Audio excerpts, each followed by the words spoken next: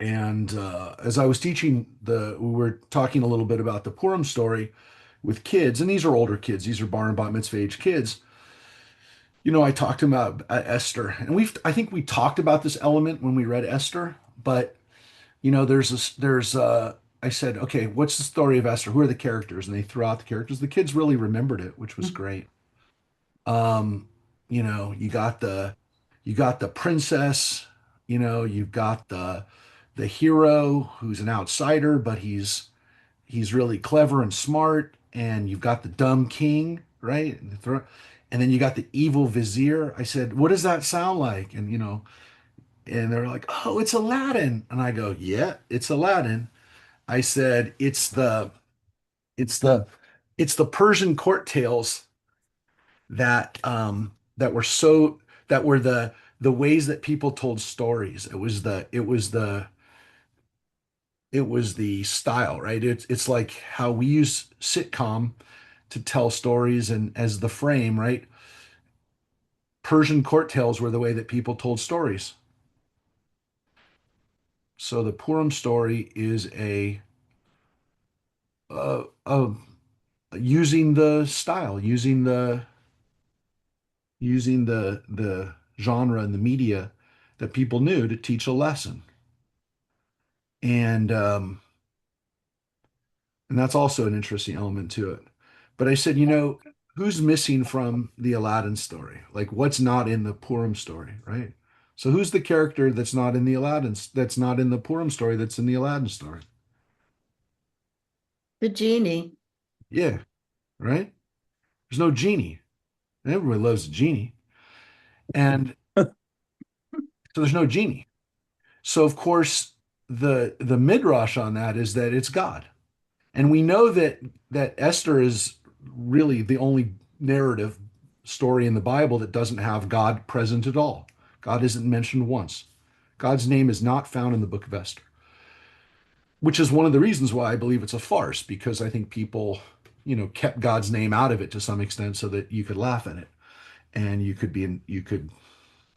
kind of take it as a joke.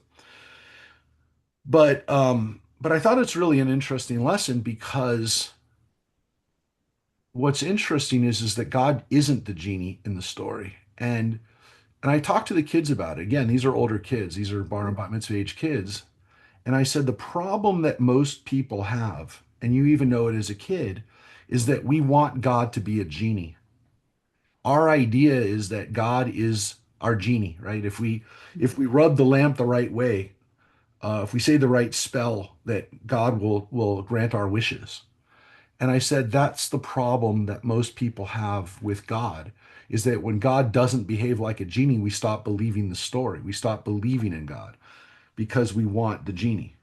And so I said, that's the irony, is that people miss that maybe the greatest lesson is that God in the book of Esther is not the genie. And it's up to us to fix the situation. And you know, one of my, as I've talked before, one of my professors, Richard Friedman, wrote, the reason that Esther isn't there is because by this point in history, the Jewish people had matured to a point where they didn't need to have a God who was a genie anymore. And um, it's an interesting idea, and it's something that I think, kids and adults need to remember, is that the God that we oftentimes have a problem with is the genie. So think about that as we read this, and as we read the Bible, and as we go about our lives, and as we deal with, how do we make it through a world where we obviously would love God to answer our prayers, uh, and grant us our wishes. That's not what we're tasked with. It doesn't seem like, at least by the time the Bible gets us to Esther, we're not looking at that anymore. And as I said last night, Purim 2026. Isn't it ironic? Yeah. Some people said it was too soon. I think I didn't post it, but I, my kids did. My kids said, "Dad, don't It's do that. I, awesome. Don't." oh, I think it's not soon enough. So I good said, for "Isn't you. that ironic? Don't you think?" But anyways, Yeah, some people might think I'm making light of death or whatever. I don't. I meant it as a ironic and both ironic and well, it's just whatever. So I don't want to. I don't like posting things that could cause offense to people. Even though again the intention is clearly to be uh, laugh a little bit and to be clever and to do what the stories of the Bible do, which is kind of make us cry, make us laugh, and teach us to be better humans, I think. So today we are going to it's going to rain. It's a beautiful day. It's a beautiful day outside, but it's going to be it's going to be raining up in here. We are going to be taking people into the flood, and where we left off was they got onto the ark last week in chapter 7. And I did say that today we are going to get into the weeds a little bit of the authorship, because it really is in this chapter and the next chapter where the texts are woven together, and in the case, like I said, sometimes the authorship issue helps us understand the text a little bit better. We'll get into that as we do that, because so far there have been kind of two versions of the flood, but they're not woven together. There was this part and then there was this part. Um, and now we're gonna get into this we're gonna get into the kind of stuff. Yeah, Judith just said God isn't the genie. Jews don't need a genie. That would be our Purim shirts. But yeah, you gotta know a little bit in order to get the point. Mm. Yeah.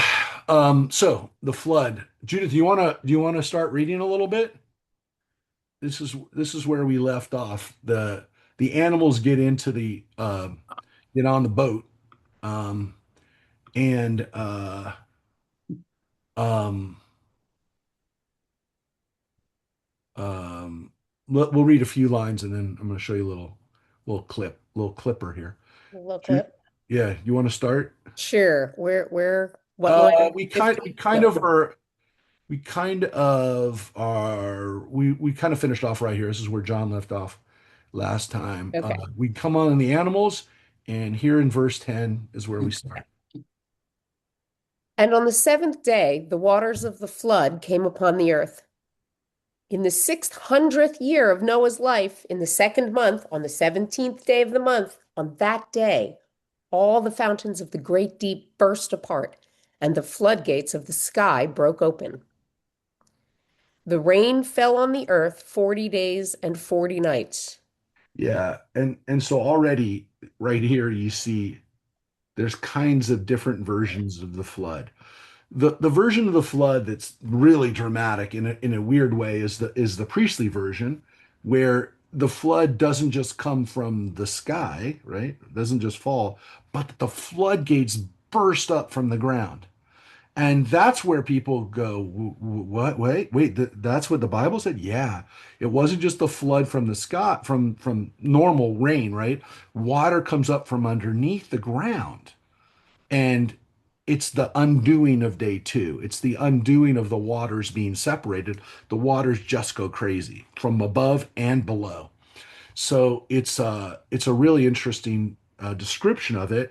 And the movie version of this that Aronofsky did is what I'm going to show you right now, because this is really well depicted. But I also want to show you this. I'm going to show you about a minute of the movie, because this is also where Methuselah dies. And remember, we talked about Methuselah a couple weeks ago. Methuselah is the guy who lives the longest, but when he dies, or his death is when the flood happens. If you look at the layout of how long people live, why does he live 969 years? Because he is the guy that when he dies, the floods are going to happen.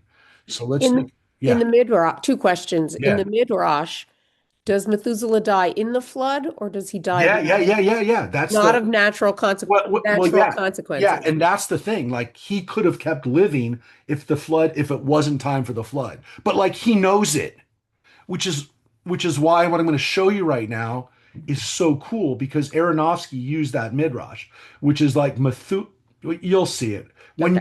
when you see it. Hopefully, the clip will play.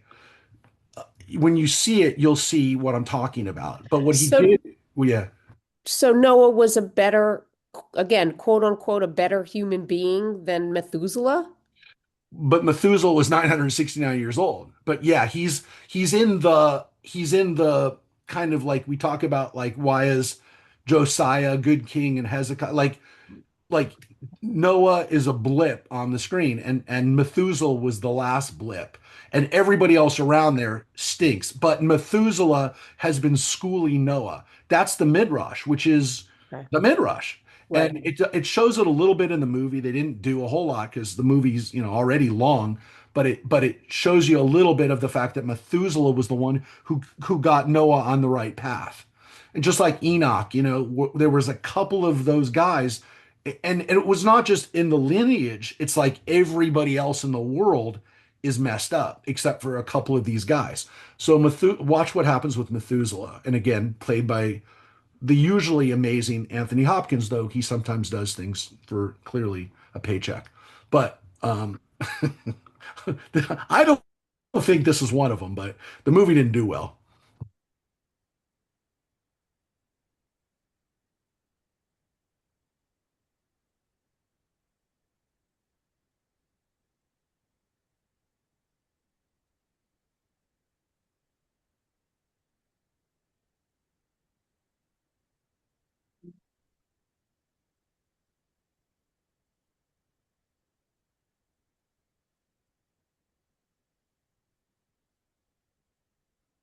Not seeing anything, Rabbi. You're Nothing's not? No, nothing's moving. nothing.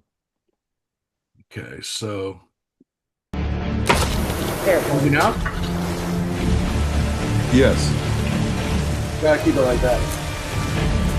There's Methuselah.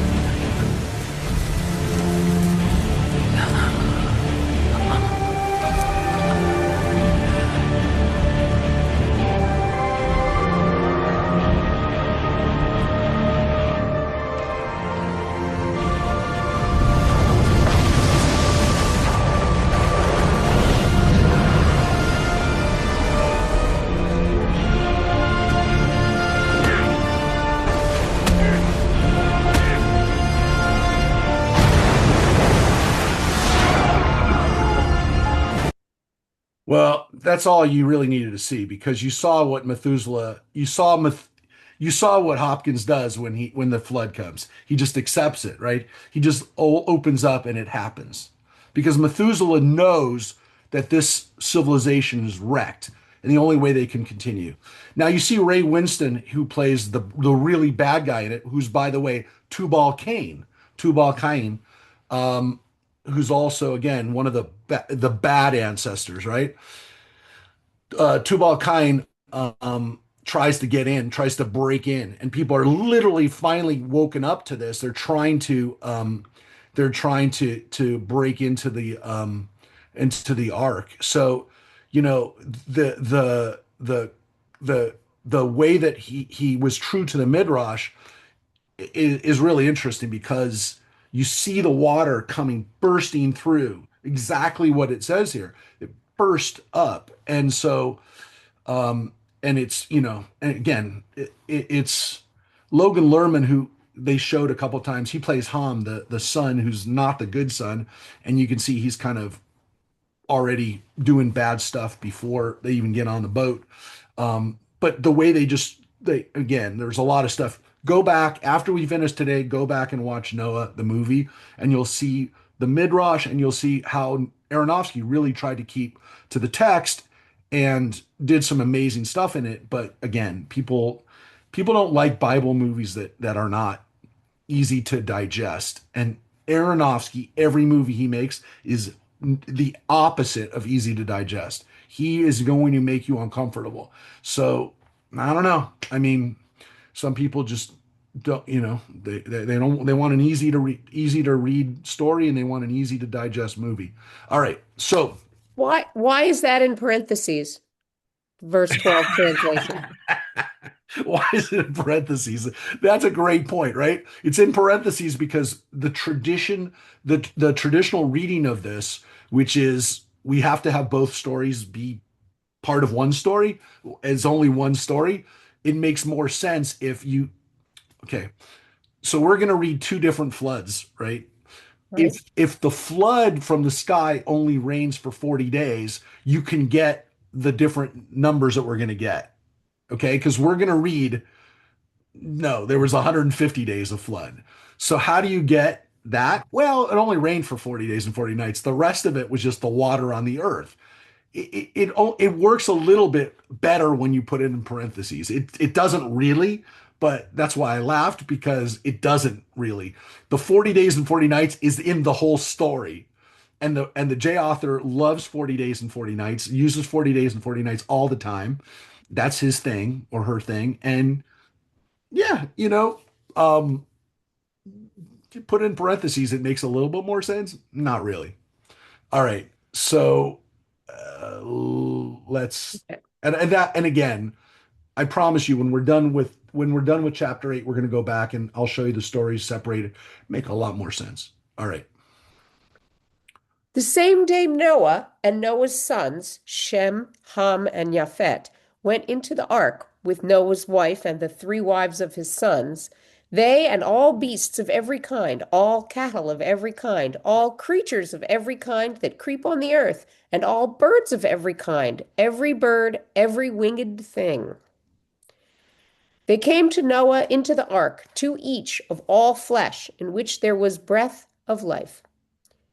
Thus they entered Thus they that entered comprised male and female of all flesh, as God had commanded him, and God shut him in. Yeah. And again, it's the story.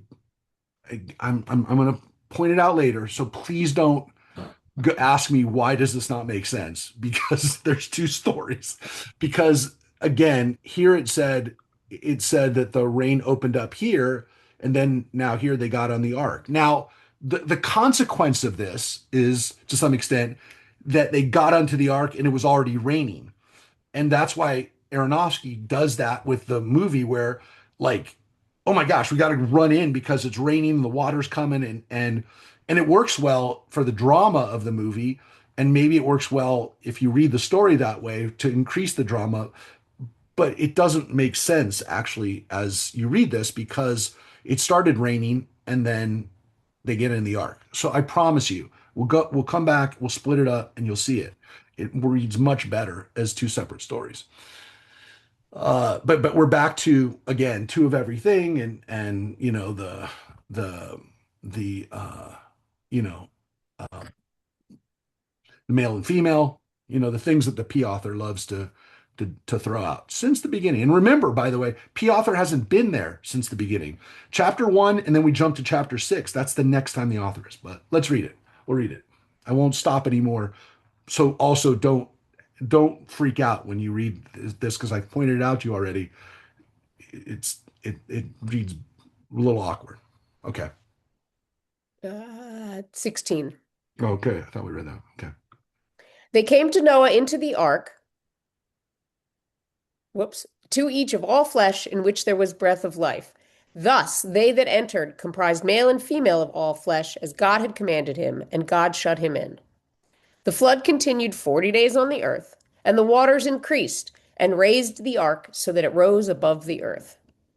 The waters swelled and increased greatly upon the earth, and the ark drifted upon the waters. When the waters had swelled much more upon the earth, all the highest mountains everywhere under the sky were covered. 15 cubits higher did the waters swell as the mountains were covered.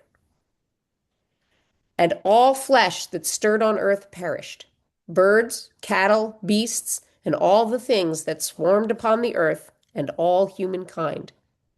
All in whose nostrils was the merest breath of life, all that was on dry land, died. All existence on earth was blotted out. Humans, cattle, creeping things, and birds of the sky. They were blotted out from the earth. Only Noah was left, and those with him in the ark. Yep. And when the waters had swelled on the earth 150 days, God remembered Noah and all the beasts and all the cattle that were with him in the ark. And God caused a wind to blow across the earth, and the waters subsided. Yeah. I'm going to point out this is one of the stupidest chapter breaks you'll get in the Bible. And again, Jews didn't put the chapter break there. That's a comma. That's not even the end of an idea, not even the end of a sentence. Uh, I mean, it is the end of a clause, or it can be the end of a sentence, which is why we have a sof pasuk, the end of a verse. But this is the beginning, this is the beginning of like another part of the story, which is the 150 days of the flood and God remembering that they're up in the ark. All right. So again, this we're going to continue because the story continues. This is not a great break, but here we go. The fountains of the deep and the floodgates of the sky were stopped up, and the rain from the sky was held back. The waters then receded steadily from the earth. At the end of 150 days, the waters diminished, so that in the seventh month, on the 17th day of the month, the ark came to rest on the mountains of Ararat. The waters went on diminishing until the 10th month. In the 10th month, on the first of the month, the tops of the mountains became visible. At the end of 40 days, Noah opened the window of the ark that he had made and sent out the raven. It went to and fro until the waters had dried up from the earth. Then he sent out the dove to see whether the waters had decreased from the surface of the ground. But the dove could not find a resting place for its foot, and returned to him to the ark, for there was water all over the earth. So putting out his hand, he took it into the ark with him. He waited another 7 days, and again sent out the dove from the ark. The dove came back to him toward evening, and there in its bill was a plucked off olive leaf. Then Noah knew that the waters had decreased on the earth. He waited still another 7 days and sent the dove forth, and it did not return to him any more. Okay. We're going to go back and talk about the dove in a sec. And the raven, by the way. I told you. Promised you a raven. Little talk about that. But we're actually going to finish the flood. We're going to finish this flood narrative, and then we'll go back and pick that apart because it'll make more sense when we look at the way the stories were written. Okay. In the 601st year, in the first month, on the first of the month, the waters began to dry from the earth, and when Noah removed the covering of the ark, he saw that the surface of the ground was drying. And in the second month, on the 27th day of the month, the earth was dry. God spoke to Noah, saying, "Come out of the ark, together with your wife, your sons, and your sons' wives. Bring out with you every living thing of all flesh that is with you, birds, animals, and everything that creeps on earth, and let them swarm on the earth and be fertile and increase on earth." So Noah came out, together with his sons, his wife, and his sons' wives. Every animal, every creeping thing, and every bird, everything that stirs on earth, came out of the ark by families. Then Noah built an altar to God, and taking of every pure animal and of every pure bird, he offered burnt offerings on the altar. Yeah. Now that's the end to some extent of the story, but it's not the end of the story because that immediately goes into a great part that maybe I think we'll get together or we'll get to at the end, which is what happens when they get out of the ark. But that's the ark. They get out and they offer up an alt on the altar, which I will say, look, it seems to be part of the story is we got to keep animals on the ark so that when we get out of the ark, we can offer up a sacrifice. So we're pausing there because of it's a good place for us to say, okay, they got out of the ark. Now, any questions or comments? Well, that have nothing to do with the fact that this was two different stories that are woven together. Does anyone have any other questions, points, things that they just saw that they've never seen, except for the two different versions? The raven doesn't come back. Where does the raven go? I promise you, after we We'll do the get to that. story, after we do that, we will talk about birds. I love Okay. birds. I love the Raven. And I'm going to give you the Raven. The we're going to read the rehabilitation of the Raven today. By the time we're done, and by the way, the weirdest thing was I was planning this for a week, and the other day I was at the bank right around the corner, and a raven was just standing right next to me, like literally like 2 feet away from me. It was like not scared of me. It was just there, and I was like, you know what I'm gonna do, which is I'm gonna vindicate you on Tuesday. And it was almost like he said, and I wanted to take a picture with him. I think I actually did, but you don't get in the picture how close the raven was to me. But we'll get to the raven in a second. Anybody Okay. else have anything else about the flood? Anything before we line these things up that because we're going to spend a few minutes looking at this. Is it Anybody else? is it the priestly author who makes the sacrifice? I will get to that. Okay. We will get to that when you see the because you'll see it. I'm going to show you both authors. Anybody else about that? So if it's about authorship, hold it. But if it's not about authorship, lay it out. Anybody? Because I don't want what I'm about to show you to affect what you would have said if it's not about the authorship.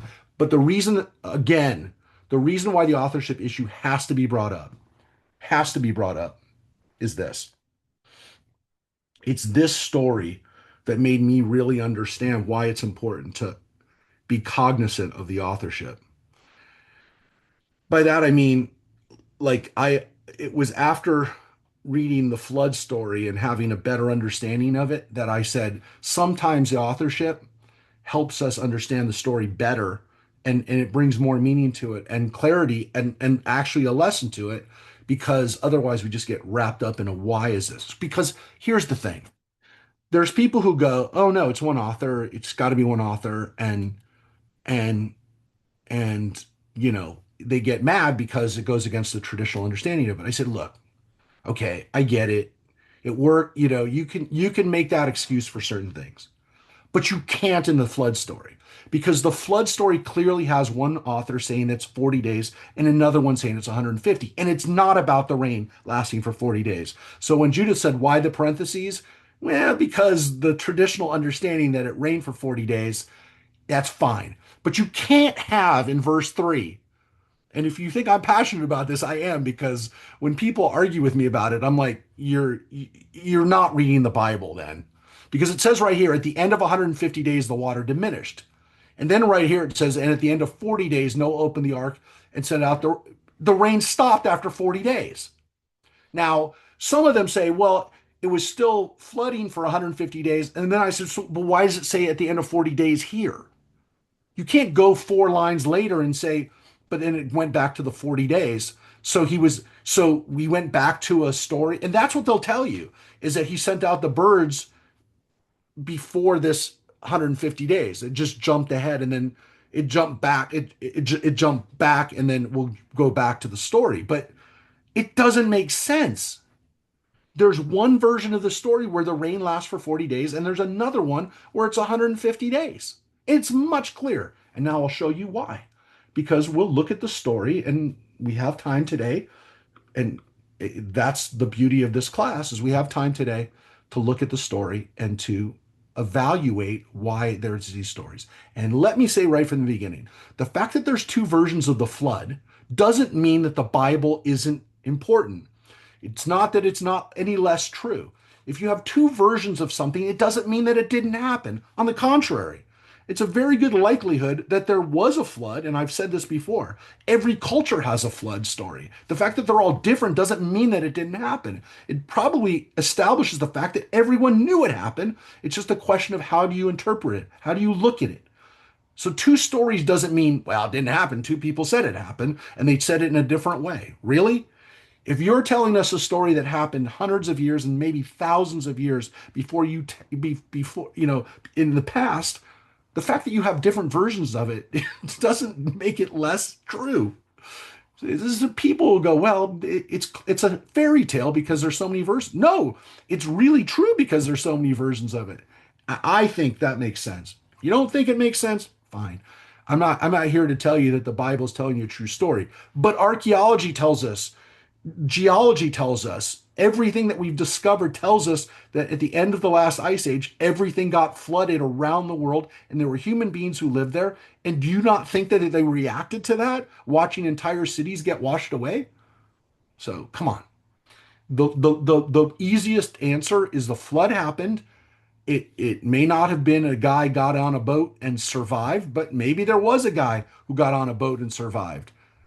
And maybe there were lots of people who got on boats and survived and found new places to live once this horrible flood happened. Okay, so let's look at it. So in one version of yeah, Right, but oh, listen, I don't want to go down a rabbit hole, but you're assuming at the time of the Ice Age, and I don't know, listen, I'm just jumping into this because I haven't done any side research here, that the existence was more than Neanderthal, right? no, So, we know there was. We keep dating human beings earlier and earlier and earlier, right? That's the one thing that like science is trying to keep up with is that we keep finding skulls and human remnants and oh, what else have we found? We found paintings. We found human beings trying to tell stories with paintings. We keep finding earlier and earlier cave paintings. So the fact is that people were telling stories during the flood story. They even if they told them orally, even if they passed them down through generations. And of course, when you're telling the story orally, it's going to get changed a lot. The fact that we have two Israelite versions of this story is not strange at all. It shouldn't be strange. The reason that it's an issue is because traditionalists will say, fundamentalists will say, it's all written by was all written by Moses. You can't have two versions of a story. So look, all I'm saying is the most obvious place where this happens is the flood story. So take a look at this. So here's where we started today. We started right about here. This is where the story gets woven together. Very rarely, folks, do we have stories where the two different any two authors are woven together, in some cases in one verse. Because I think the easiest way to do this is to do it like this. Uh, Rosemary, why don't you read the J author, which is the not bolded version? Remembering, by the way, the J author is in some ways, our favorite author from the standpoint of literary style and juicy details and romance and um, getting down and dirty. The J author is that author. The J author is the author that you get entertained by, that you love the jokes, the because the J author has a little bit of sense of humor, and and remembering that the J author is also has a more anthropomorphic view of God, and that God talks to people more in the J author with the J author. The J author also has God kind of acting a little bit more like a person. So why don't you read from verse 10? Just the not bolded parts. Okay. And it came to pass after 7 days that the waters of the flood were upon the earth, and the rain was upon the earth 40 days and 40 nights. And the Lord closed him in. And the flood was 40 days upon the earth, and the waters increased and bore up the ark, and it was lifted up above the earth. And the waters prevailed and were increased greatly upon the earth. And the ark went upon the face of the waters. And the waters prevailed exceedingly upon the earth, and all the high hills that were under the whole heaven were covered. 15 cubits upward did the waters prevail, and the mountains were covered.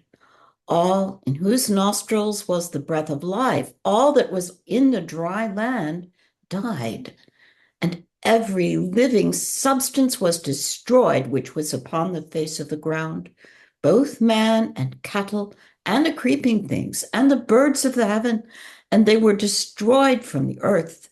And Noah only remained alive, and those who were with him in the ark. And the rain from the heavens was restrained, and the waters returned from off the earth continually. And it came to pass at the end of 40 days that Noah opened the window of the ark which he had made. Also, he sent forth a dove from him to see if the waters were abated from off the face of the ground. But the dove found no rest for the sole of its foot, and she returned to him into the ark, for the waters were on the face of the whole earth. Then he put forth his hand and took her and pulled her into the ark. And he stayed yet another 7 days. And again he sent forth the dove out of the ark. And the dove came into him in the evening, and lo, in her mouth was an olive leaf plucked off. So Noah knew that the waters were abated from off the earth. And he stayed yet other 7 days, and sent forth the dove, which did not return back to him any more. And Noah removed the covering of the ark and looked, and behold, the face of the ground was dry. And Noah built an altar to the Lord, and took of every clean beast and of every clean bird, and offered burnt offerings on the altar. So there you see, it was not the P author that talks about the P author was not the one who talked about the sacrifices and bringing on the clean animals. So it's interesting that you think that the priestly author is going to focus on the offering. It's not. It's actually the J author. But you see now the J author stuff works really good. Now I will tell you the word also here is just the and. So the word also was done by the translators to explain why he also sets forth another bird after that. So all it really does is begin with and. And remember, almost every verse of the Torah begins with an and, ve. So it's just ve. It does not also. The word also implies that he added to it a dove. So you can see in this story, it's the dove that goes out, and the dove goes out, comes back, then he sends out another dove, and so the dove is the one who finally again is the signal that that there's life, that you we can get out. And by the way, even after the dove comes back, doesn't come back, he doesn't leave, right? He stays on the ark for another week, and um and no, no, no, that was the last. So there's three. There's he sends him out, uh, then there's the olive leaf, and then he doesn't come back. That's the dove. We will get to the birds in a second after we read the other version of this. Okay, so um, that reads a lot better. Again, the 40 days. It's a pretty straightforward story in some ways, but there's also no dates. There's no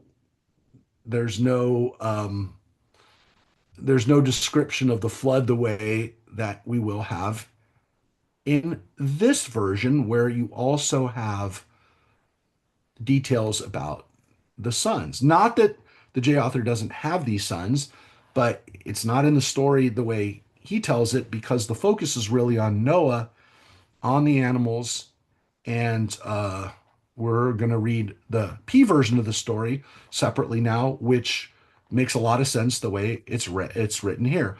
The one thing that does seem to be missing from the J author is that there seems to be a line here, part of the line that was not, that maybe there was like a word or two before it, which is that he when he gets into the ark, um, it says it says that it says that um, um, and the Lord closed him in.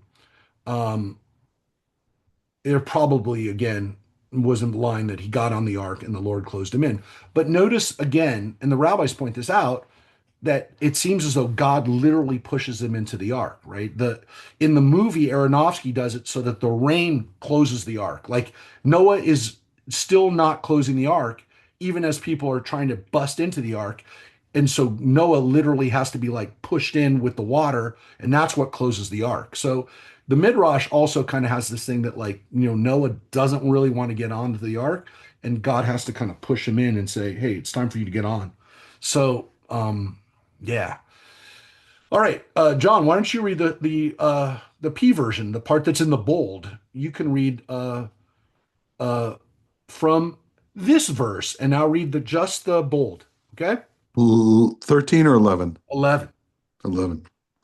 In the 600th year of Noah's life, in the second month, the 17th day of the month, the same day were all the fountains of the great deep broken up, and the windows of heaven were opened. In the same day entered Noah and Shem and Ham and Japheth, the sons of Noah, and Noah's wife, and the three wives of his sons with them into the ark.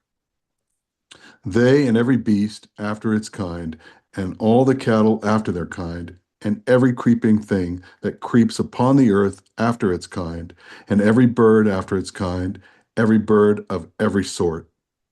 And they went to Noah into the ark, two and two of all flesh were there in the breath of life. And those who went in male and female of all flesh, as God had commanded him.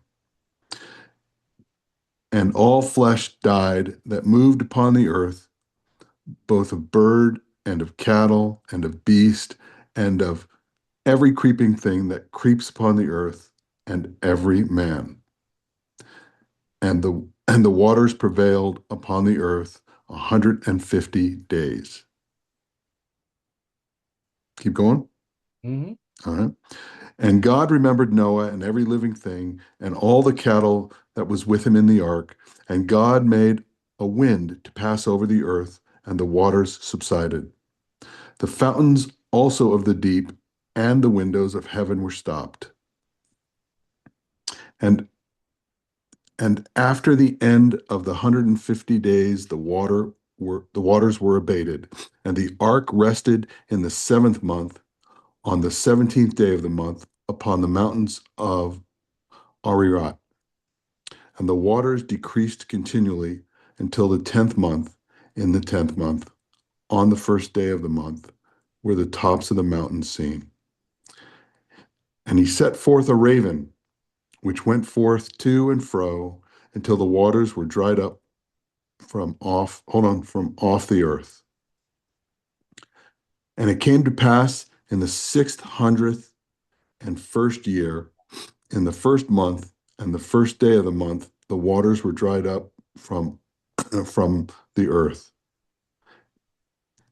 And in the second month, on the 27th day of the month, was the earth dried. And God spoke to Noah, saying, Go out from your ark, you and your wife and your sons' wives with you.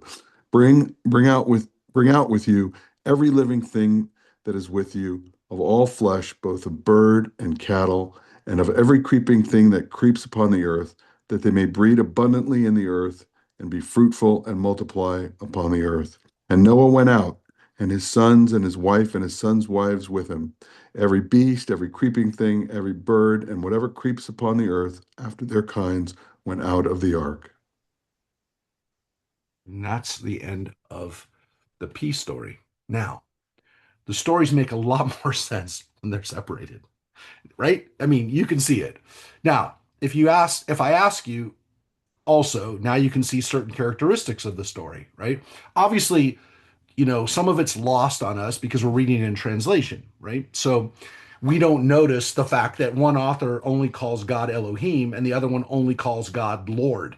I mean, when you read it in Hebrew, it's even more obvious because you see the language clues, and we use God and Lord interchangeably, but no, this one only calls God Lord. But what would you say is, and also the 40 days versus 150, and one clearly only has two animals. Okay. The P author only has one set of animals. It's clear. There's two animals the whole time. Okay. Two animals. From the moment they got on to the moment they got off, there's two animals.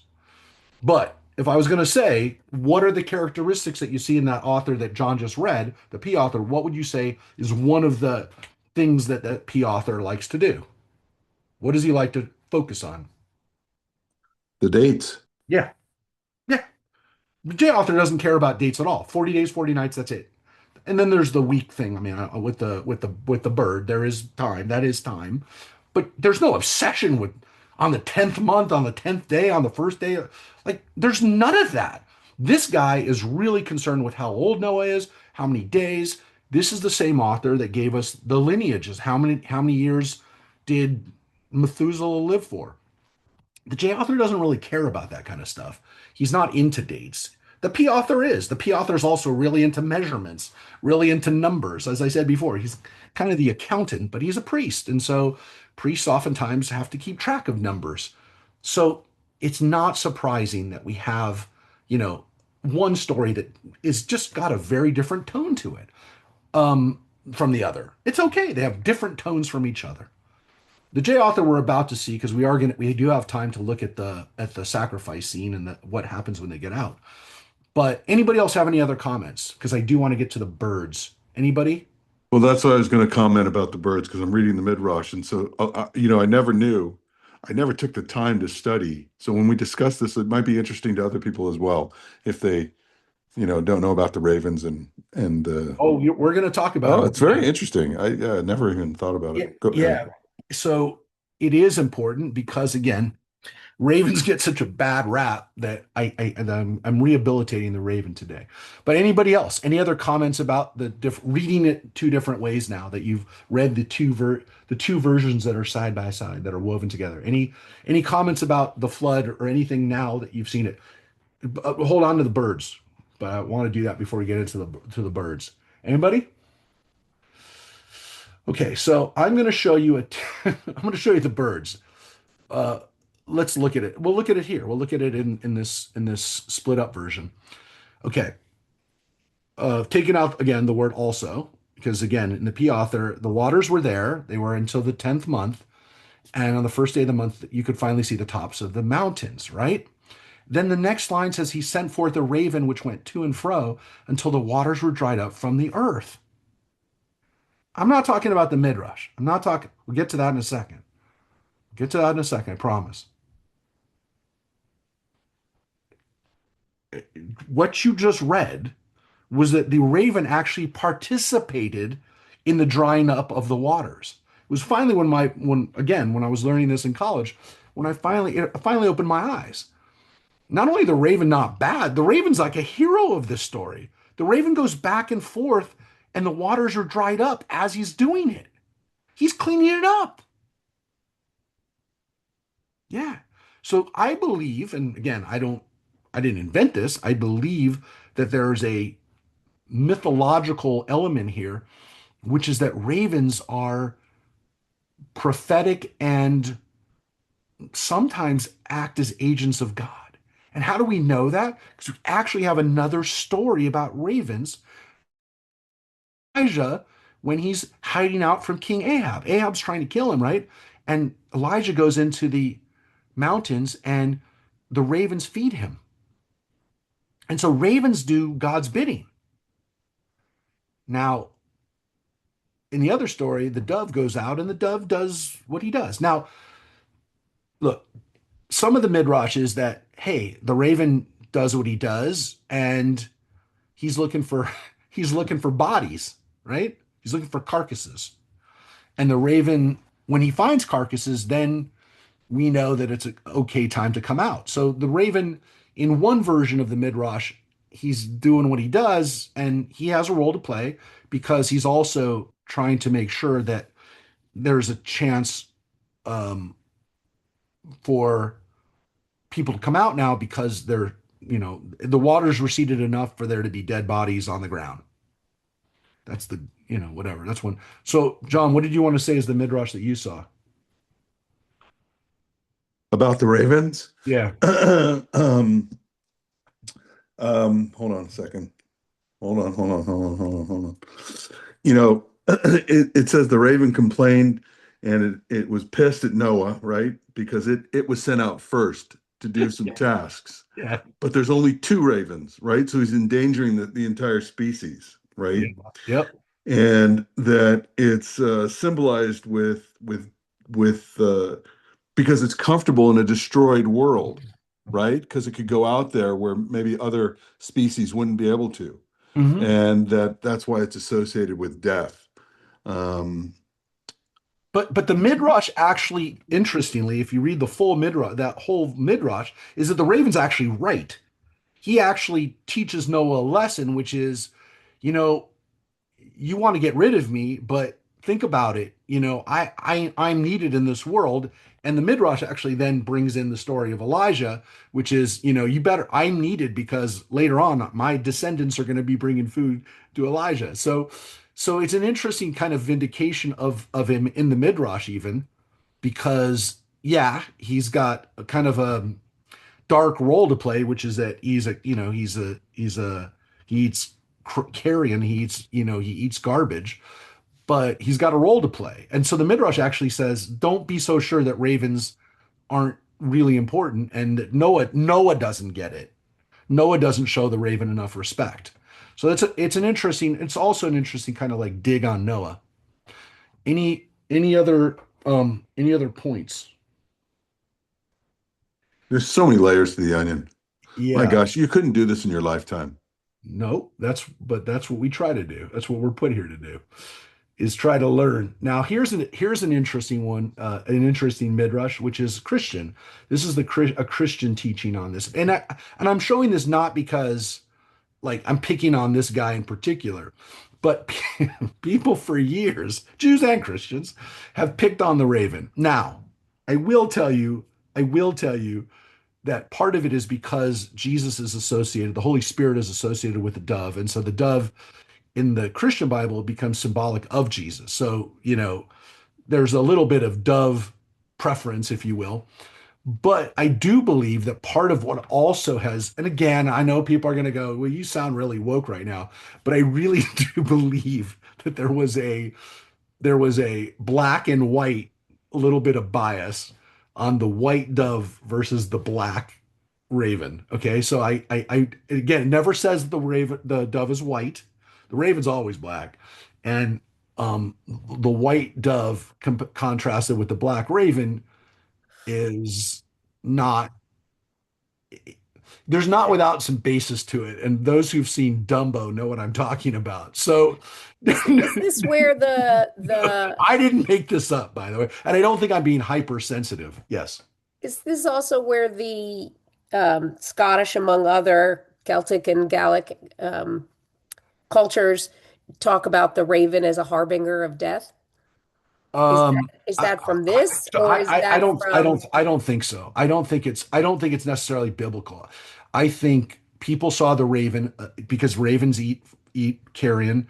I think they've always seen it as a doom, as potentially a doomsayer because you see the raven, something must be dead, like a vulture, right? So I think people across cultures saw it like that. I don't think it's necessarily biblical, but we do know again, and the dove is associated with innocence. It's donated with those kind of things.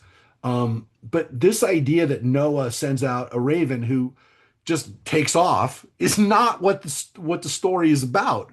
There's, as I said, I think it's even more that the raven does have a role to play in this. But this idea that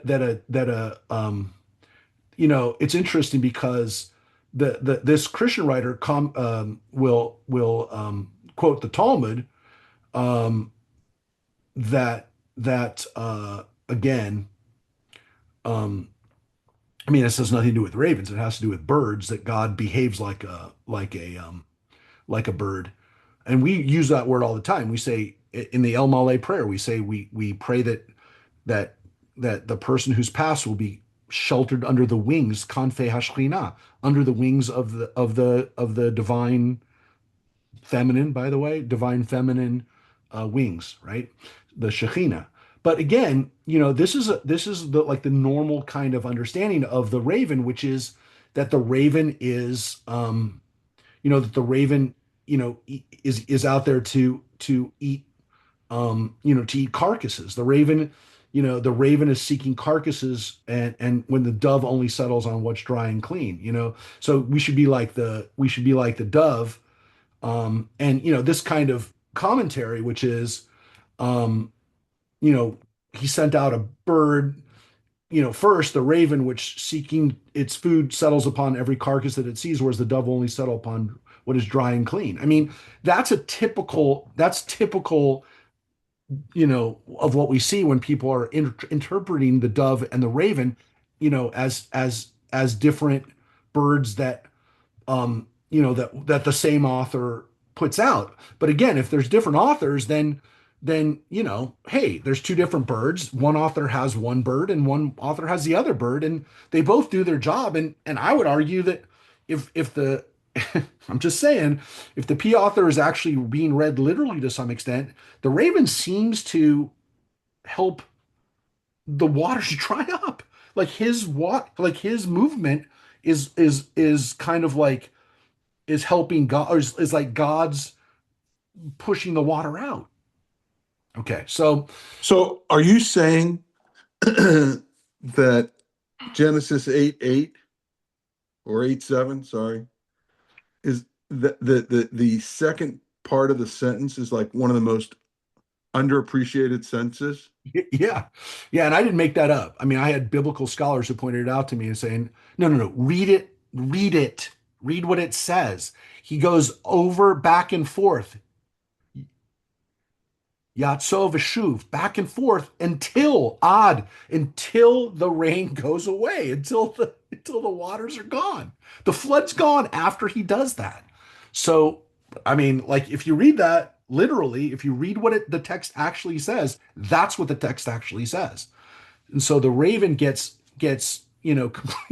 completely blown up. And again, is there a direct thing that goes all the way to our Ravens today, to Edgar Allan Poe and the Raven? I don't know, but in the poem he shouts prophetic, right? He shouts at the Raven, prophetic, because he's depressed and he's lonely and he's feeling the loss.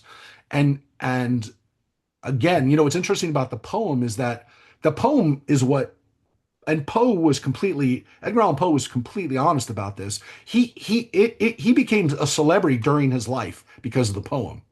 Like people didn't know. He also said, by the way, he never got rich off the poem, and he didn't. I mean, money was always a problem for Edgar Allan Poe, and also his alcoholism and his drug use. But he never got rich, and he was kind of a little upset about the fact that he was like one of the best known poets and was not making any money.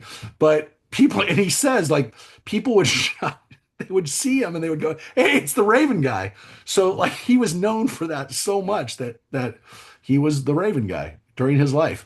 So it blew up during his life. He was a star poet during his life.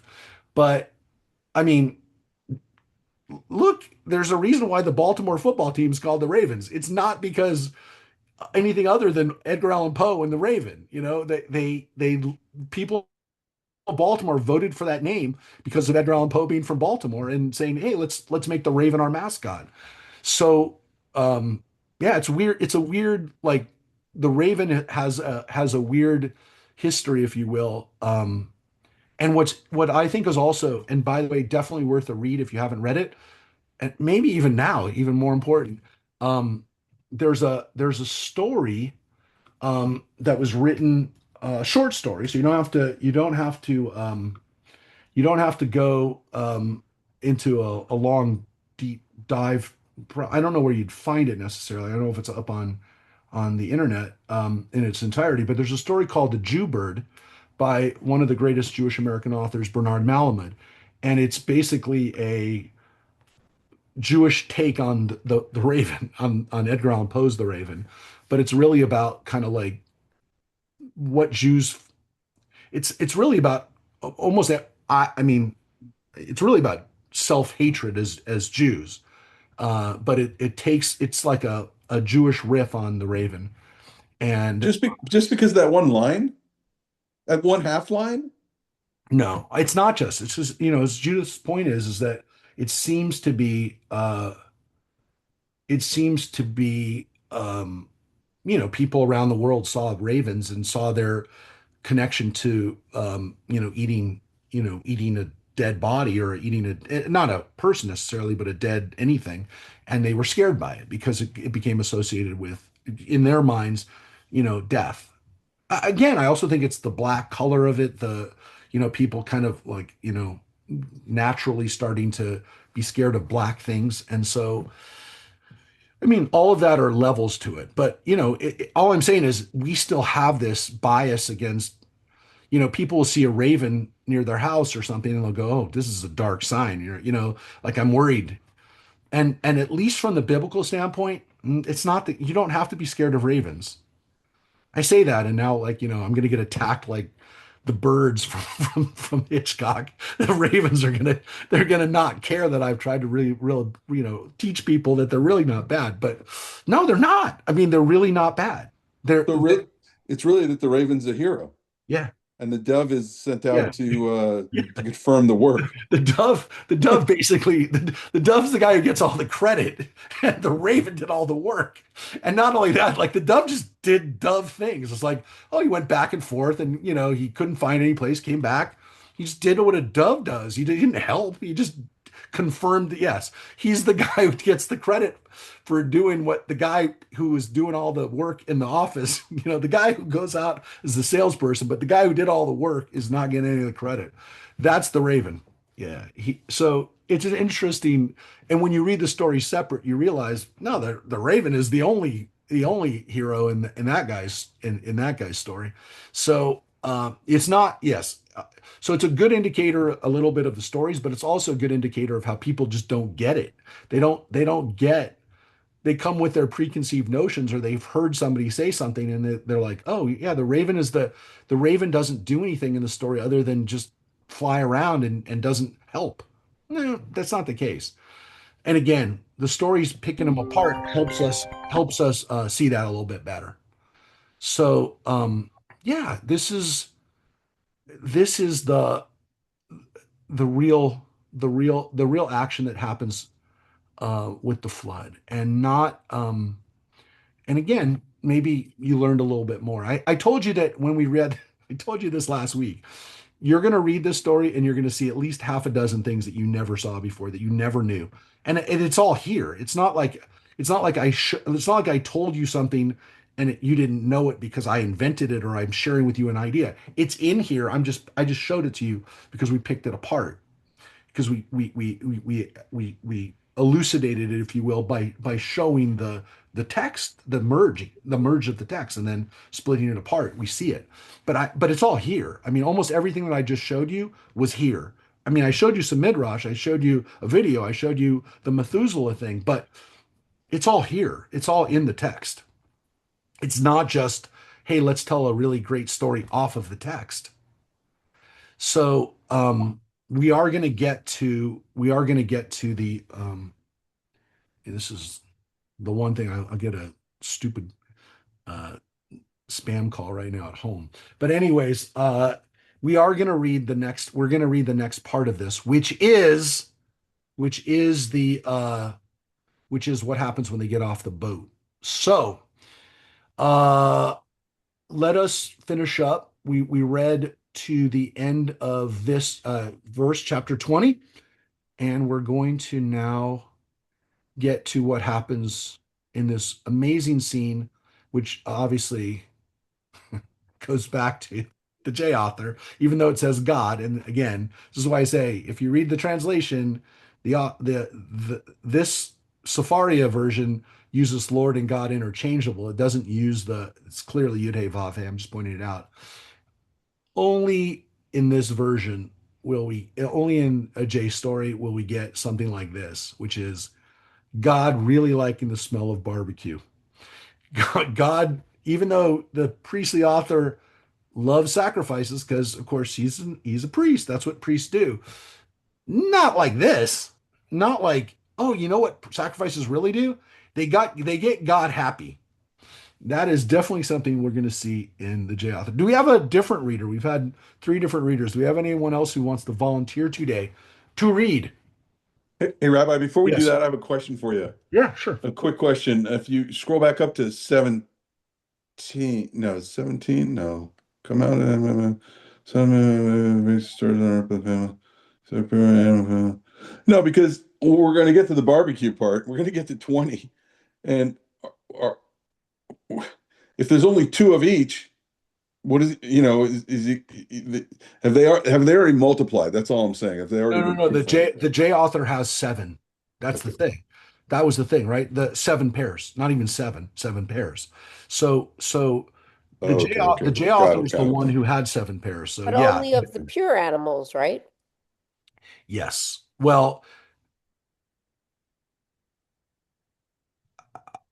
I will say this. I will say this. Um,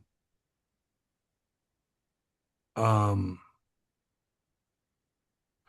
the J author, when he talks about the animals coming in, I'll just go back a little bit further to what we read last week. Um,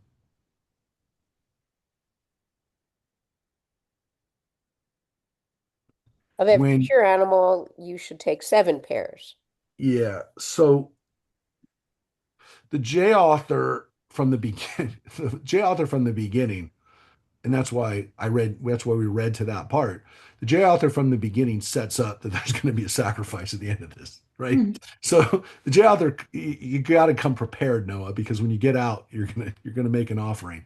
So yeah, it's set up from the beginning. That's why, like I said, you got to kind of read to the sacrifice part when you're getting off the boat. Now, like I said, we're going to get to what really happens after the sacrifice, which is the part that I know that you know is part of this story, which is what happens with the sacrifice. Well, But the yeah, the P author gives everybody time to reproduce because he's got them on Right. the ark for much longer. which is interesting because the P author is also the author that always says to be fruitful and multiply, pru vu. Mhm. So he doesn't, it's not like he loves that phrase. J author doesn't throw that phrase out, but the P author loves be fruitful, multiply. He loves male and female after every kind. Yeah, it's his style. Do we have a different reader? Any other questions or any comments, by the way? Anybody else wants to throw anything out onto the fire before we have this sacrifice thrown on the fire? Um, all right. Any other readers? Anybody wants to be bold enough to finish the last few verses of eight and maybe even to the beginning of chapter nine? Anybody? Okay. Lori wants to read. Thank you, John. You do? Of I course she mean, I does. will. I don't care. Is he volunteering you? Of He course I am. is. He That's is. not, you can't do that, John. She's a good reader. Okay, I know she is. I know she knows how to read. I don't volunteer people. All I right, Lori, learned. if you want to read, well, why don't you read this beautiful part of the rainbow? I'm not going to read it for everybody, but yeah, the 20, rainbow time. All right. chapter So 20. long as the earth endures, that part, or No, God smelled. God smelled. Okay. God smelled the pleasing odor, and God resolved, never again will I doom the earth because of humankind, since the devisings of the human mind are evil from youth, nor will I ever again destroy every living being as I have done. So let's pause right there, because again, we're going to kind of move away from the authorship stuff now. It's obviously Jay, whatever, but it's not really important. Let's just look at this line, by the way, because I mean, I think we could actually just talk about this line, not get to the not to the rainbow. But let's end with the rainbow. But what a powerful line, right? What's so amazing about this is God smells the pleasing odor and feels a little bit better. And it's almost again the words for God here, which also, by the way, and Jay, because Jay is very into wordplay and loves riffing on words. Hanichoach, Noach, right there. The Noach, the pleasing odor, Nichoach. He loves the smell of Nichoach. I mean, come on. If you know Hebrew, he loves the Noach, he loves the smell, right? And it says again, this very personalized anthropomorphic version of God. God, God, God's heart, libo. God says, I won't do this anymore. I'm not going to destroy humans anymore. But what's interesting about it is not, it doesn't just say that, right? It doesn't just say, like everybody goes, oh yeah, God decided after the flood that that God's not going to destroy. Now, part of it seems to be, well, Noah gets up and Noah gets off the ark and is appreciative, right? So, he offers a sacrifice, and it shows that, Noah gets it, right? This is all about God. I'm going to be grateful to God. Now I'm restarting with Noah and his family, and they get me, they understand me, they're appreciative. No, that's not even it. And again, go back and watch Aronofsky's Noah, because Noah knows this. The great thing in his movie is that Noah goes like, we shouldn't be here because we're bad. Well, God knows we're bad, because we don't get off the ark and God goes, yeah, it's all good now. We're starting off with the good people. God says the same thing that he said before the flood. The devising of human mind are evil. They're messed up. We're messed up. That's even before Noah does the bad thing he's going to do. Correct. think you're Correct. I think you're all missing the first sentence, the first part that to me I can't get past the pleasing odor. Are you That kidding God me? likes He the created smell. animals, now they're getting burnt. They didn't have Lowry seasoned salt or anything. So what, Okay. you guys are past that. I Okay. can't even So get past that. you can't get past the fact that God likes the smell of burnt offerings. Yeah. Yes. Yeah. I'm Well, really focused on that. Well, as a vegetarian, I'm very disturbed by it myself. But I will tell you, clearly, some people in the biblical times thought God liked the smell of burning flesh, because they did it all the time. And again, it's what people must have thought. The words reach nihoach are used a billion times in the Bible, Crazy. in the Torah. Reach nihoach, the pleasing odor. Reach is smell, is a scent, is odor, right? Like ruach, and nichoach is pleasing. So it's used all the time in the sacrifices in the Book of Numbers. The words reach nichoach, I don't even know. I could count it, but it's in the hundreds. Hmm. So so Moving on. the My fact that God, Bible has a description down below. You know how mine yeah, has the yeah. footnotes, and it just says it's a figurative way of saying that the Lord takes delight in his children's worship of him. um, Yeah, because It's a poetic way of people saying it. don't like the fact that God seems to like the smell of. But yeah, it's fair to say it's a very anthropomorphic version of God, right? So, yeah, it is a yeah. I just found the answer because I have AI now. It's 43 times in in Leviticus and Numbers alone, the words Reach Nichoach. It's a lot. I thought it was more, but it seems that when you read it all the time, it seems a lot, because it is disturbing to me. When I hear the word Reach Nichoach, I know what that means. And I know that it's not just that we offer sacrifices to have a pleasing odor to God. I mean, it's got to be. So that's what they thought. I mean, I look at it this way. People thought that that's what God wanted, so that's what they did. Now, what again, this phrase here that we're evil but God's okay with it, is the interesting thing that I want you to take away from it. It's not that God wants us to be evil. It's just that God knows we're evil, and God can accept the fact that we have this evil in our minds.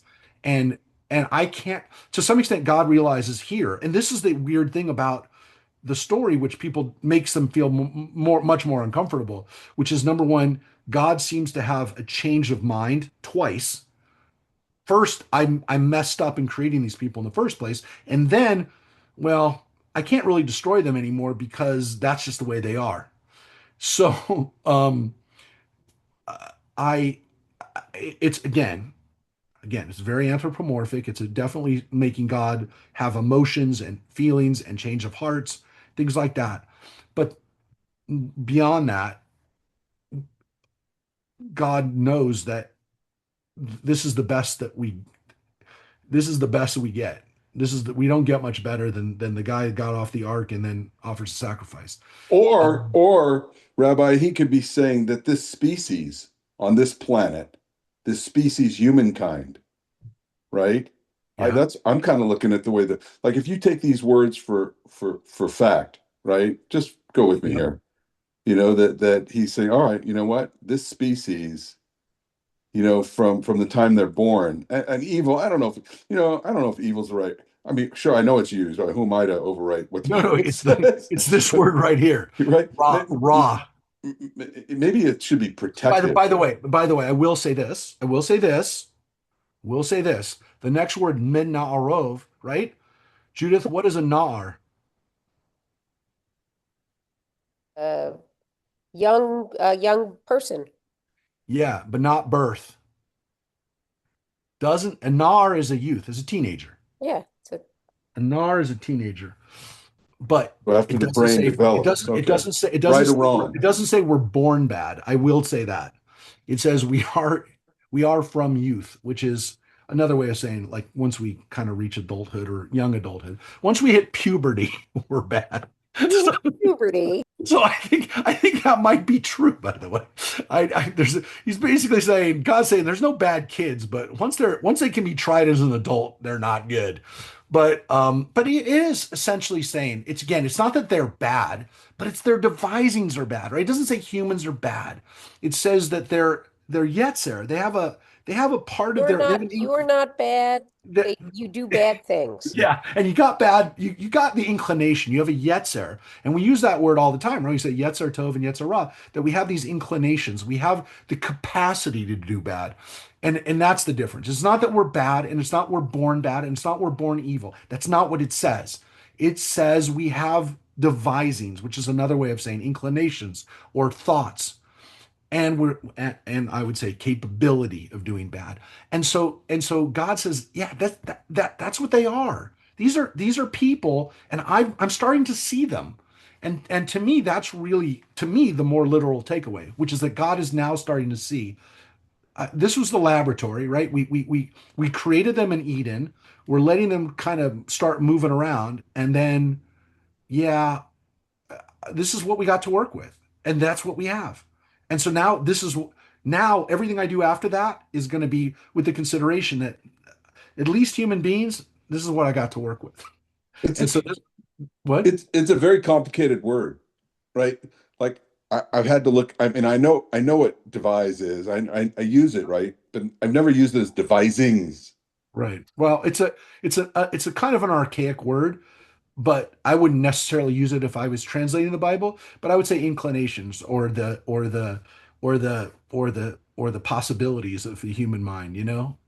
But King James says imaginations. yeah, Mhm. King James has a better translation of it than devisings. Devisings, they're trying to say like a little bit more than just dreams. Imagination sometimes means like, I was making up a story. No, no, this is more like, no, you really do this. Like if you had a chance to do it, you'd do it. Imagination seems to be like, I'm sitting back and I'm imagining, I'm having dreams of different things. No, this is like you're scheming to do this right now. It's you'd do this if you could. If you get away with it, you'd do it. That's why it says devisings. Does Hebrew say evil? Yeah, it says raw. Flat out, this is bad. This is not like not good, it's bad. Okay, but does it say evil? Yeah. Yeah, the word Okay, raw is evil. The word evil. raw is evil. There Evil is aren't a two words, are there? Well, there's rasha or there's raw, Oh, but Russia. raw is normally used. No, raw is the normal. Rasha is more like wicked or like ra is definitely like tov ra, right? When we read in the Garden of Eden, and that's the same guy, right? It's the same guy who says tov ra, good and evil, good and bad. It's more like in like you're not wicked. You're doing making bad choices. You're doing bad stuff, but it's not. It could also be self-destructive. I'm not necessarily evil. I mean, and that's the other thing you could say are bad. But if you translated raw as bad, people go, that's a horrible translation. It's a bad translation, but it is got that kind of doing the wrong thing. That's evil might be too strong, but because we do translate it tovara, we don't say good and evil. Well, maybe we do, but we say good and bad. The knowledge between good and yeah, I guess it is good and evil, but Evil is definitely here. It's more of, again, the capacity to do bad. So here's what he says, right? This is what God says. Okay, sorry. So long as the earth endures, seed time and harvest, cold and heat, summer and winter, day and night shall not cease. Yeah, so he basically says, the I'm not going to screw with this anymore. The first sentence is the most important. So long as the earth endures. Yeah, Well, wars. Now we've had the bomb. yeah, Uh, yeah. I just it's almost like I don't want to read anymore. Okay, but remember, God's not going to do it anymore. I'm not going to do it anymore. I'm not going to mess with the schedule anymore, right? I'm not going to do it anymore. When people do it, that's not me anymore, but I won't do it, right? And here we go back to the P author, but let's not focus on it. Here's what it says. God blessed Noah and his sons and said to them, be fertile and increase and fill the earth. The fear and the dread of you shall be upon all the animals of the earth and upon all the birds of the sky, everything with which the earth is astir, and upon all the fish of the sea. They are given into your hand. Every creature that lives shall be yours to eat, as well as with the green grasses. I give you all these. Oh, what, Okay, Rabbi? keep going, keep going. You must not, however, eat flesh with its life blood in it.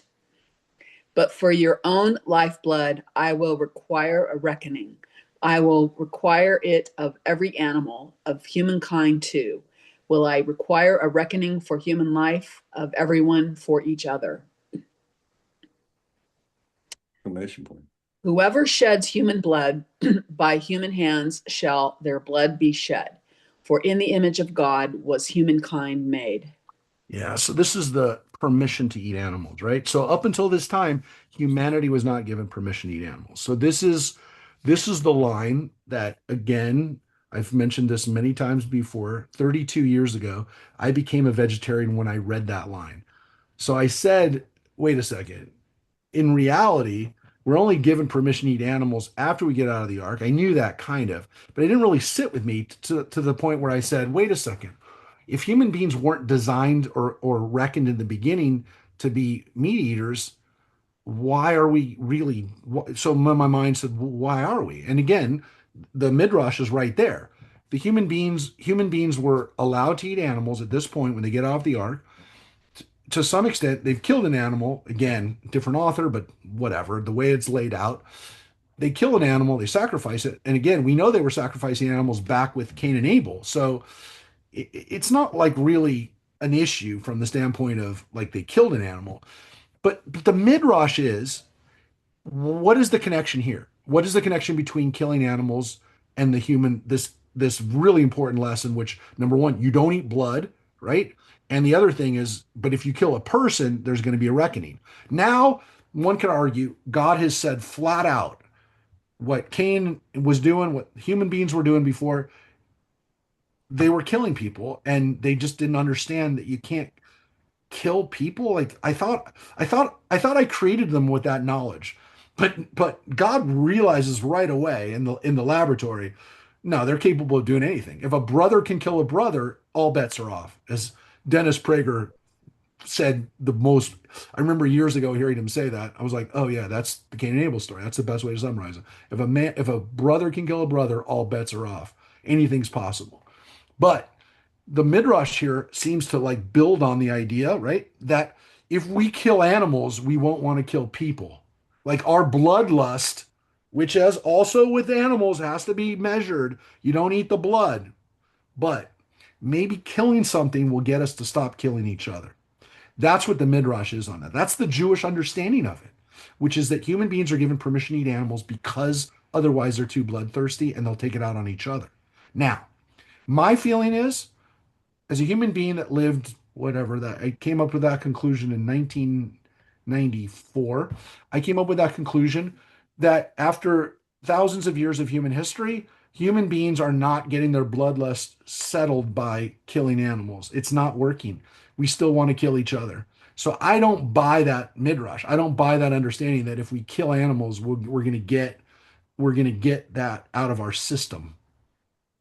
And I will tell you, in the last 30 or so years that I've been vegetarian, I have not been more or less bloodthirsty than I was before I was vegetarian. It hasn't worked with me. So, for better or worse, by the way, I guess I should say, I should preface that by saying I haven't changed that much about, I don't like killing anybody, but, but I don't know what I'm capable of either, right? And I don't know that my human mind has changed that much since I was a kid. By the way, that doesn't mean I'm also Dexter at the same time. But I do know that it doesn't seem to have worked on human beings, and it doesn't seem to have really worked for me. So I don't buy that midrash. I don't buy that explanation. And if that's what the Torah is teaching us here, what I take away from it is that human beings were initially created to be vegetarian, and it didn't work out. Why didn't it work out? Because maybe human beings have control issues. And to me, it became a discipline. It became something where I said, I'm going to try to treat my body better because I loved meat. It's not like I hated meat. I loved it. I loved meat more than anybody. I don't still, as you know, don't like vegetables. So how does someone who is like that become a vegetarian? Because the Bible basically showed me that my design initially as a human being was not to eat meat. And then when I read and learned more about human body and why we're poisoning ourselves with the amount of meat we have, it's not that like we can't eat meat. Of course we can, but our bodies are not designed to eat the amount of meat that we have. We, for thousands, hundreds of thousands of years, developed as human beings with a large intestine that is not meant for meat eaters. Wolves, tigers, animals that are carnivores do not have an intestine. They have a stomach that processes animal meat and is able to get it out of them very Okay. quick. Oh, Human beings are not built like that. Our teeth are not, we know that. Like the human body is not but designed to eat that kind of meat.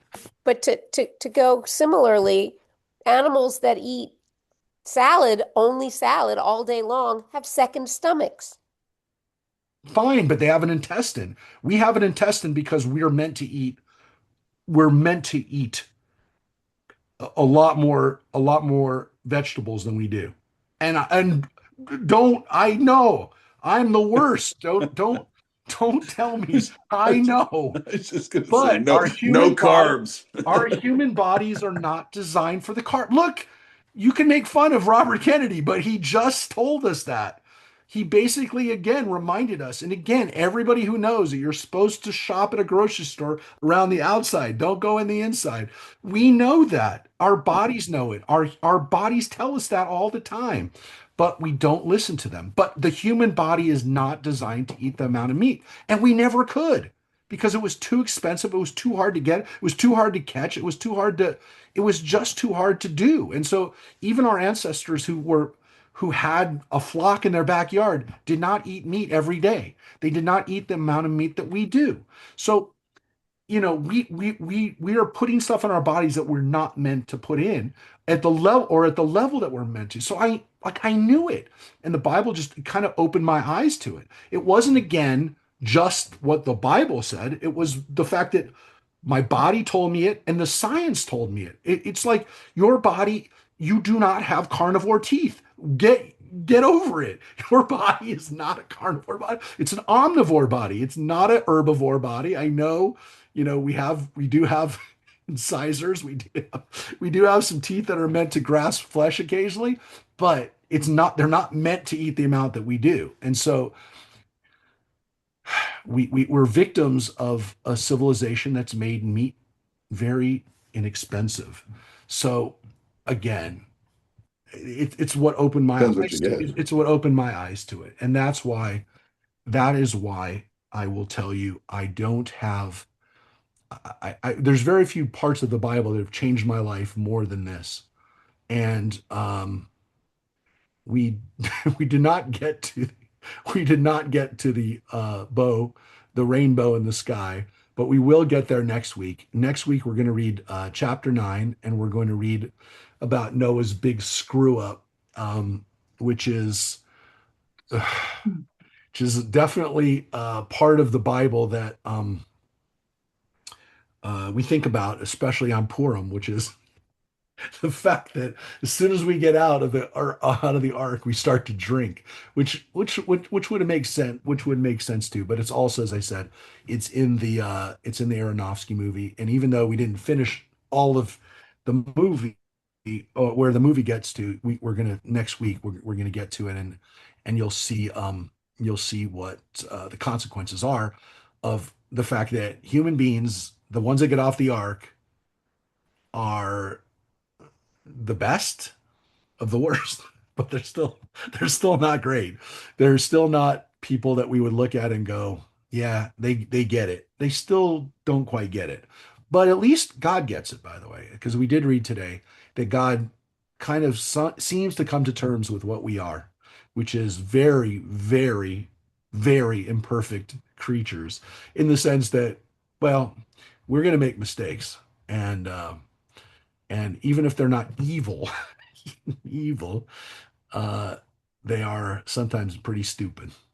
Rabbi, Yes. I hate to jump in at the end. I always Go say ahead. You don't know, but Philip, Floyd, you Go can. ahead. You have to. okay. Well, if we go back to what you just said, and we go back to the end of Genesis 9, God doesn't Wait, come to wait, grips wait. The end of 8 or the end of 9? the end of End of 8 were the 8. Okay. devisings Yeah. right there. It sounds to me like God isn't forgiving human beings as much as God is forgiving himself. He's the one that did all this. Since the devising of the human mind are evil, well, where the heck did that come from? It that comes from him. That's God is made in our image, you know. Yeah. And so it sounds like last week when I said God can't forgive himself, it's like at the end of chapter 8, he does forgive himself because it's an imperfection of his own creation. And he seems to say to me at least, well, you know, I this is as good as I can do. Yeah. Yeah. Well, no, that's what I said. I think you said it better, but yes, this is as good as it's going to get. Human beings are this is built into the system. They have this impulse. They have these impulses. They do these things, and you're right to point out that it's also God coming to terms with God's self, saying, "Yeah, I'm going to forgive myself for creating something that is in my image."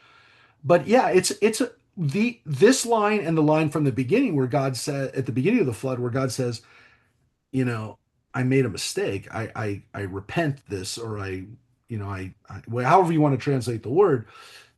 Yeah, those are some of the biggest theological questions that people oftentimes don't feel really comfortable with, which is if we're created in the image of God, then our failings too are some to some extent they're baked into the system that God didn't make a perfect world, which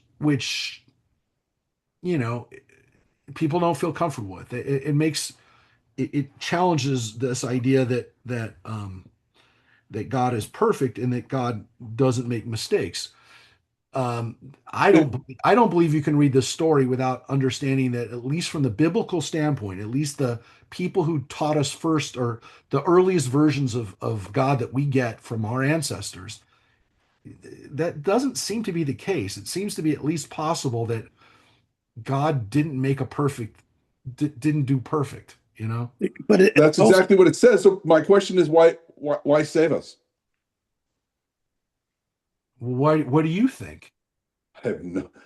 You know what? Because the odor of burning I'm flesh is just glad we're not pleasing. reading this at night before I go to sleep. I'd have nightmares. Well, go watch Aronofsky's movie and you'll get the fact that that's why I mean, I don't want to ruin it because I want people to go out and watch it. Noah gets off and says, no one's having children. We're done. We're not continuing this. This human experiment has to come to an end, which again is one of the things that you could walk away with. It's what you're feeling right now, which is this fact that like we're doomed. But I think the Bible is really teaching us that look, we're human beings, and this is why the J author is such an amazing author. Is he's basically telling us this is what we're left with. We're left with this, we're left with this as far as create. We're not quite done with the creation narrative, if you will, the creation of human beings, but we're pretty close. And the and the J author is always like, kind of like, hey, this is what we got. And that's, if this is the same author, by the way, that all goes all the way through King David, it's kind of like, hey, this isn't a happy ending, but this is how we got here.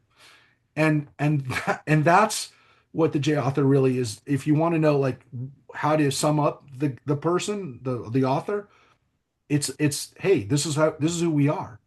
And I'm going to explain it. I'm going to give you a version of why I think God created us this way, or how are we created this way. Maybe not even like, you're not going to like the answer. You're not going to necessarily be comfortable with what I'm going to tell you, but the reality is this is who we are. And John, I'd only tell you this.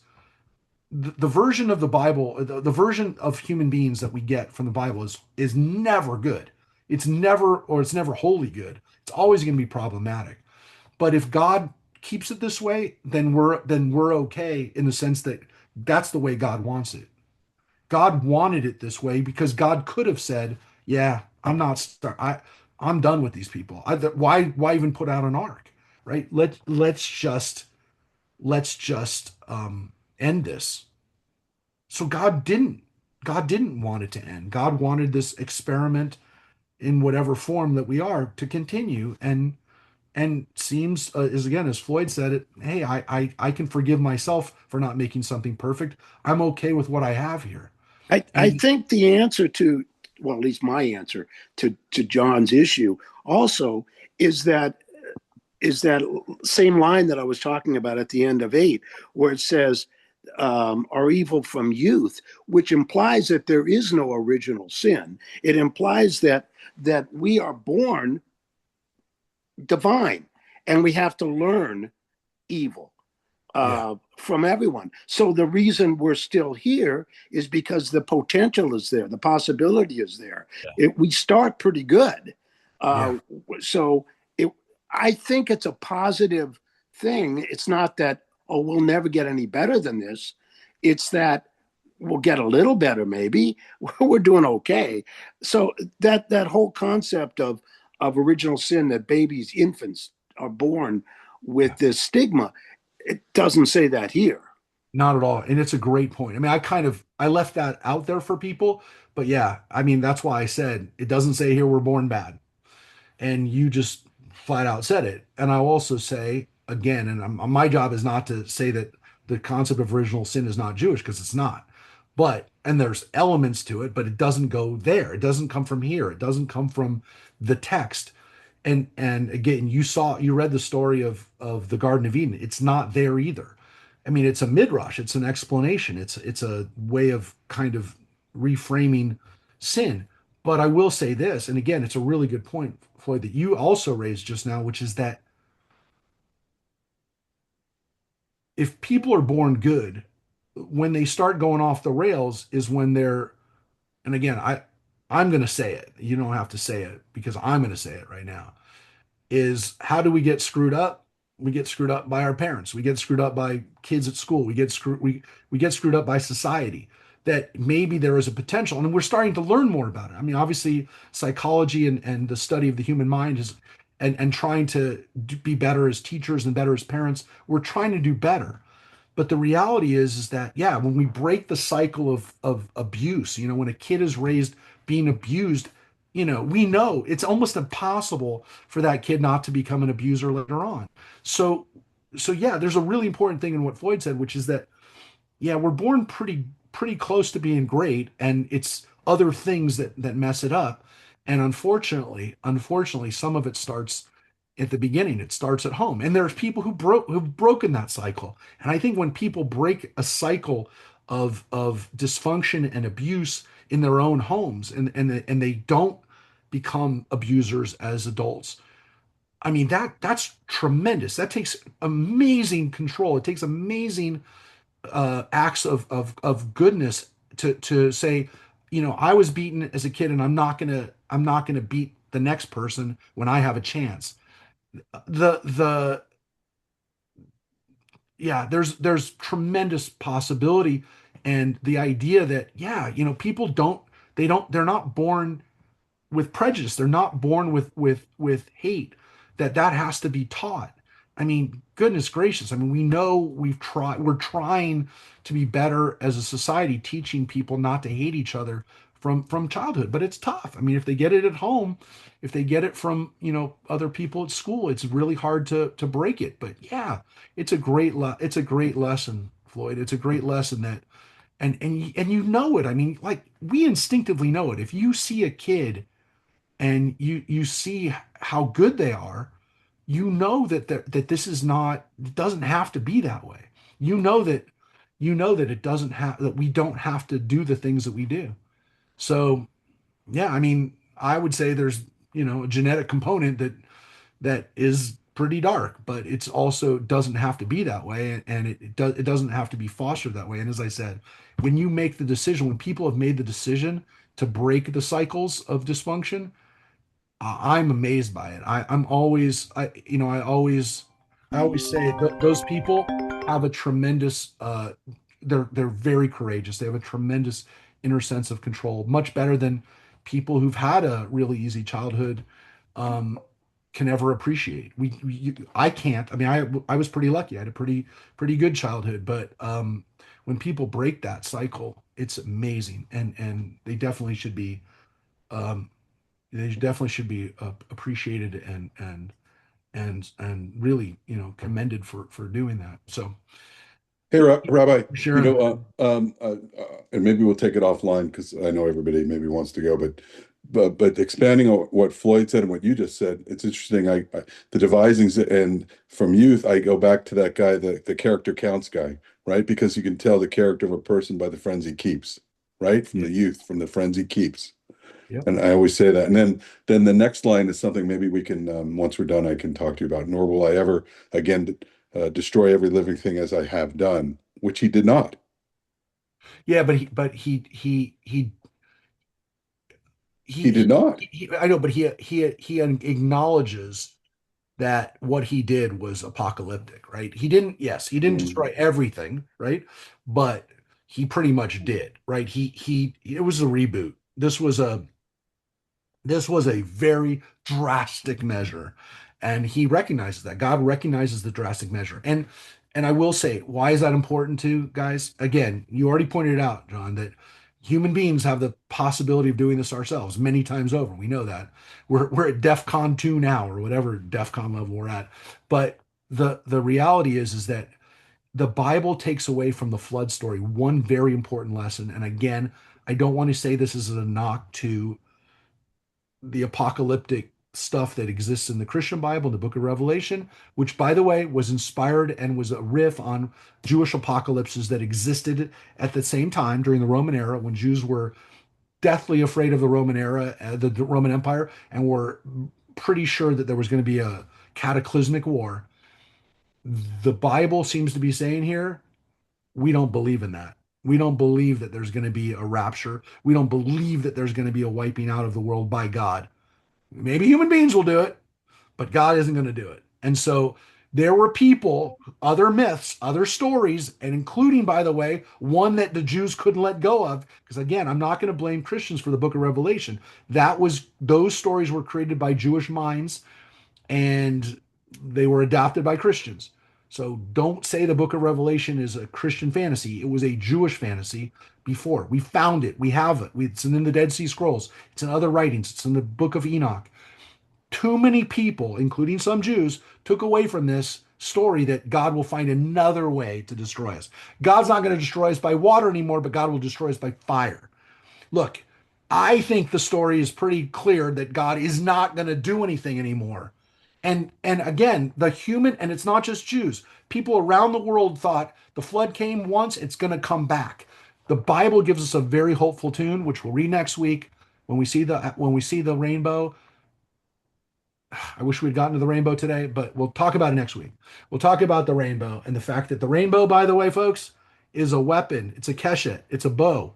It's a bow, but it's not pointed down. It's pointed up. And why is it important? Because if the rainbow was pointed down, it would mean that God would maybe do this again, that God is always above us, ready to destroy us. But instead, the bow is hung up on the wall. When you hang a bow up on the wall, you hang it up like that. And God hangs up the bow, and that is the midrash. But it is in the text. God hangs up the bow to say, that ain't happening. I go, I'm not going to war against you anymore. You might go to war against me. You might go to war against each other, but I'm not going to war against you anymore.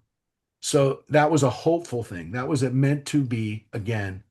It ain't going to happen anymore, which is why that we finished, this part today. We did read the natural cycle is going to continue. Things will be good. I'm not going to mess around anymore. I'm done. I'm done. I'm done. And I'm done. So next week we'll read about the rainbow, and we'll read about what happens when we get out when we get out of the boat, Manny Molenjack. and we'll read about this really really weird scene. All right, everybody. Thank you to everyone who helped read, and wishing you a rest of the day of Purim to celebrate. You can celebrate all day because it is. And if you live in a walled city, Shushan Purim extends till tomorrow, so Day drinking. you get a bonus day if you live in a walled city. How come we've never done day drinking all day on Purim? I know there are people who do, Judith. Mark, you let me down. Yes, I'm sorry. Bye, everybody. Your liver Thank thanks you. you. Thanks, Rabbi. Happy Purim. Yep, Bye-bye. that's it.